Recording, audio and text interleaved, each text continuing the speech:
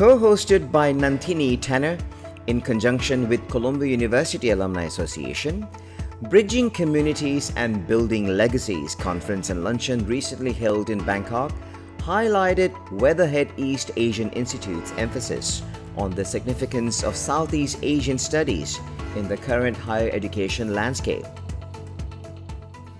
Bangkok is one of the regions that we want to focus on at the Institute. The Institute has been around for 75 years at Columbia and primarily has focused for many decades, actually 7 decades on East Asia, primarily China, Taiwan, Korea, Japan. And one of the things we trying to do more in the last couple of years is focus on Southeast Asia. And I'm of Southeast Asian descent, I'm Vietnamese American, and as artists in residence, what I try to do is focus on arts and culture. Mainly storytelling, film, I'm a filmmaker, and I also teach in the School of Arts at Columbia.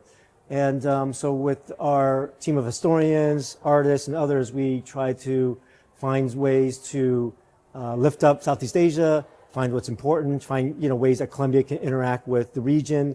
So it's about just finding ways that we as the institution can be helpful in the region and also with not only scholarly work, because we're an academic institution, a place of higher learning, but also to invite speakers and artists and thinkers from Thailand to come to Columbia to speak as well, and to give a platform for exchange of ideas and thoughts.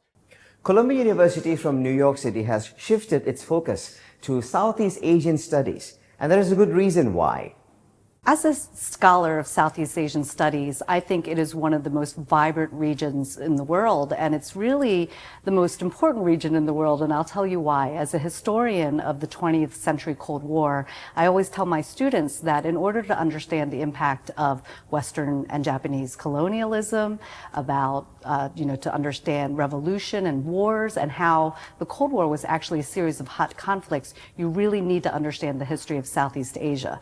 Moreover, if you want to understand where we are today in terms of economic and development of the global economy, you have to start with Southeast Asia. It is one of the most vibrant, economically developing and developed regions in the world, and really, I think, will hold the linchpin to how you sustain and maintain peace in the 21st century.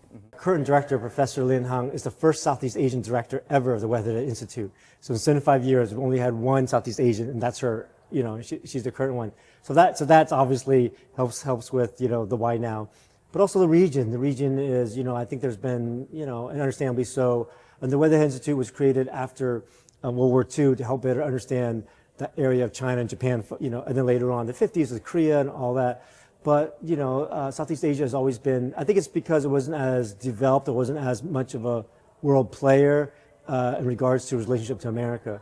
But that's changing a lot. Southeast Asia is becoming a force. It's rising, it's developing, it's economically rising, and so it makes sense for the question for us is, why now? Is why not now?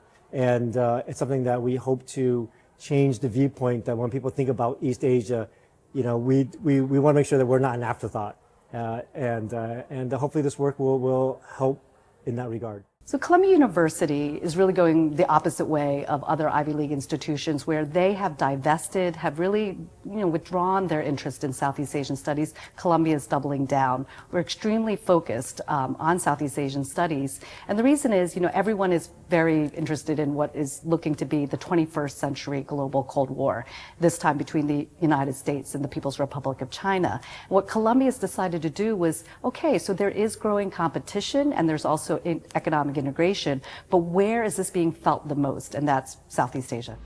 Chulalongkorn University shared the same vision and interest in the necessity of establishing the heritage collections, which will act as a strong foundation for the country, if not the region, to propel to the brighter future.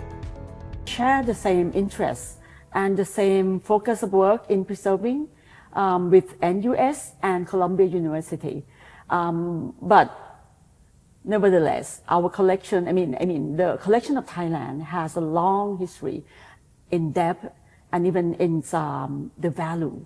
And we maybe have been undervalued a little bit of our own heritage.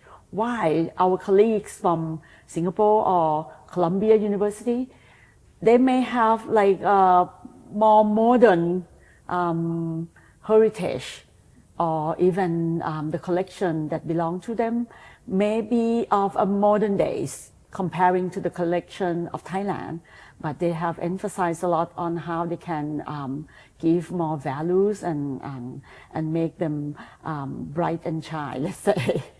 Okay, so we still have bigger rooms for improvement and development.